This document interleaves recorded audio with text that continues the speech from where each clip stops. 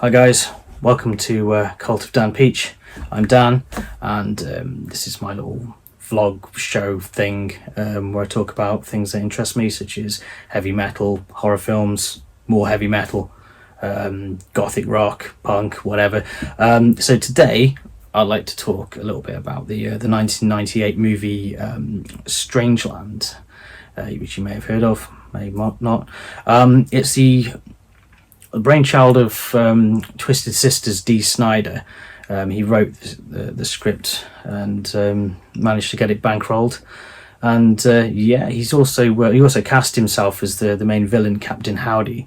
Captain Howdy is named after Captain Howdy from the Twisted Sister song on the Stay Hungry album, which I believe they also got the name from The Exorcist, but I don't think Captain Howdy in this film has anything to do with either character from either of those. It's just the name. This Captain Howdy is he's like a sort of sadist, masochist dude who's he's well into like extreme body modification and tattoos and what have you, and he's into like finding a form of enlightenment through pain, torture, and suffering to take you sort of to that next level. Sounds a lot like Hellraiser. It does. Let's not forget how popular the Hellraiser franchise was in the early 90s, so I've got no doubt that Dee Snider is blatantly influenced by those movies, and I think he's probably influenced by Silence of the Lambs as well. There's some vibes certainly in this film. He cast himself as Captain Howdy. He's not a bad actor, to be honest, Dee Snider. He's not amazing. But I guess, you know, if it's your thing, you know, it's one of your bucket list things, you want to write a horror movie and you want to be in it, fuck it, why not put yourself in it, you know? You only live once, or carpe diem, whatever. He's not bad. I mean, he was fucking ripped, to be fair. You know what I mean? He clearly works out a lot. I think he still does. He's probably 70 now or something. He's still pretty muscle bound, but yeah, he looks the part for sure. So the film itself, it's very 90s, and obviously it's made in the 90s, but it's got that 90s look. The characters just scream 90s at you. The newfangled technology that's behind how Captain Howdy finds his young victims is this thing called the internet chat rooms. You know, it's ridiculous now, isn't it? In 2022, talking about the perils of internet chat rooms and how naive these people are. You know, thinking you're not knowing who they're fucking chatting to and going to meet some dude in some some deserted house or something. They end up getting kidnapped by Captain Howdy and tied up, having their lips sewn together, and then get tortured so that they go to some kind of place of enlightenment. So don't fuck around on the internet, because that will happen to you. You know, Strange World is so unbelievably 90s. It's even got one of the compulsory 90s imaginary rock and metal nightclubs, like Hellraiser 3, Wayne's World. There's fucking loads of them. There's Blade. But yeah, there's a club scene where there's like some dude just doing random like scarification or something like that on himself during a band set. I think the band is Bile. It's kind of funny. I mean, there's one scene where there's these people all like tied up in this like his sort of torture chamber, and he's there telling them now about, you know, as if it couldn't get any fucking worse for these people. He's talking about he's then going to go for their genitals. He's talking to this bloke and showing him like all the different things that can happen to his balls and his dick, and the look on the actor's face is brilliant. That's comedy gold. I don't think it's supposed to be funny, but I found it very funny. But yeah, again, that's a little problem with this film, is that it's trying to take itself very seriously. It clearly wants some Silence of the Lambs vibes here. It's like they're trying to bite off more than they can chew with this film. The budget's low, and shelling out to have Robert Englund in your film does not do that much for it if the script isn't that great and the other actors aren't that great. It's a bit of a waste, really. But yeah, Robert Englund's there, by the way.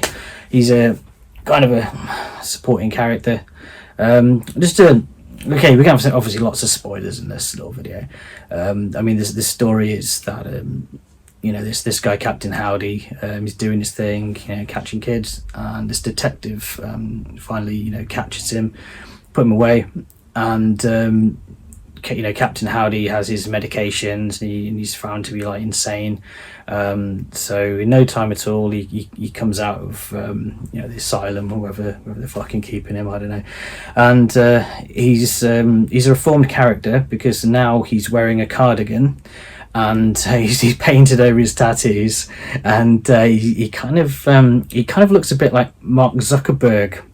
It's a bit weird, really, but yeah, he's got really big Mark Zuckerberg vibes. So what happens is that he gets lynched. Again, with Robert Englund being there, it does bring to mind the kind of the Freddy Krueger backstory, with the whole lynching of the bad guy. But yeah, this guy is trying to do good now, allegedly, and he gets lynched. He loses his tablets. The local rabble hang him from a fucking tree. And instead of dying, he somehow survives this. The locals decide to not wait to make sure he's definitely dead, which is unbelievably stupid, really. And then when they all fuck off, the branch breaks and he falls to the ground, and Captain Howdy is reborn, and he decides to take revenge on these people, not necessarily by killing them, but by putting pins through them and putting nails into tits and messing with people's dicks again, or whatever the fuck he's doing. It is to be fair, I mean it's got some really fucking badly written moments, and I thought there's potential here, but I don't know, maybe Dee Snider should have got a bit of help to kind of iron out some of the story a little bit. I mean, you don't really feel much from any of these characters, really. I certainly didn't. I didn't give a fuck about any of them, really. There's great moments, like when Dee Snider's, I keep calling Dee Snider, sorry, Captain Howdy is going to kick the dog shit out of the detective. How about I come over there and beat the dog shit out of you? It's fucking... I mean, what the fuck is that all about? I mean, Jesus Christ, it's got its moments, but I find myself laughing for the wrong reasons. I mean, it should be a really cool film, but it just isn't. It just is not good at all. It's not terrible though. That's the thing. It's not an absolute piece of shit.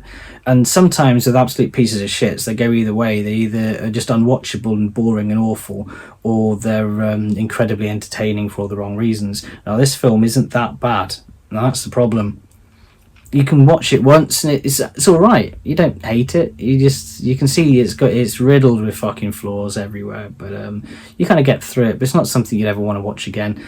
I mean, I've been having a bit of a geek out on Wikipedia and stuff, and seeing all the different projects, a comic or something around fucking Strangeland, and Dee Snider's been pushing to make a sequel. I mean, dude, Dee Snider, if you're watching this, man, Captain Howdy is not the iconic horror character that you think he is. He's actually a bit shit. I mean, you've had you've done something awesome, which is you've written a horror film, you've even been in it. Just fucking leave it at that. If you insist on doing something, just do something else, man. Write a different fucking story, and just leave Captain Howdy to ram fucking sticks through his winky, whatever he wants to fucking do. I don't know. Just fucking carve his own nipples off and stick them on a pizza. I don't know whatever Captain Howdy wants to do if he's still alive. To be honest with you, I don't really fucking care either way. It was so to conclude, really, it was an opportunity that's missed. There's a reason why this film is not that famous, and the only thing that gets people talking about it is the soundtrack, which features a lot of the kind of metal and alternative bands that were huge in 1998. I mean, he's really managed to get some big names on the CD. I mean, to be fair, I bought the CD years ago. I found it on eBay for like next to nothing, so I picked it up. I've actually got it. Here we go. Strangeland. So you got like, you know, Dee Snider's on here obviously, and Twisted Sister. You got loads of other, I mean, Megadeth, Seven Dust, Anthrax, Pantera, Backyard Babies, Coal Chamber, Bile, Marilyn Manson, Soulfly, Kid Rock. Oh, fuck off, Kid Rock. System of a Down. Again, that's when System would have just started out, so they were hot property back then. So yeah, I mean, definitely check out the soundtrack if you haven't already heard this. You probably know quite a few of the songs already if you're a metal fan. But yeah, soundtrack's great. Film, not so much. I really wanted to like it. I like Dee Snider. I think Dee Snider's a cool rock star. He's a you know, he does come across as a bit of a dickhead in some of his interviews, admittedly, but you know, sometimes he's a bit of a legend as well. He's just one of those dudes. He's certainly a massive character, and because this is his project and it's a metal project, I wanted to love it. But it's worth watching once. I'll be amazed if you watch it a second time. I would certainly be amazed if anyone is stupid enough to bankroll a sequel to this or a remake or anything like that. I mean, if you do, you've got more money than sense. Send it to me instead. I'll do anything that's better with it. But yeah, I still, I don't know. The only impression this film lasted on me was the piercing through the knob. Yeah, dude, no. I'll see you next time.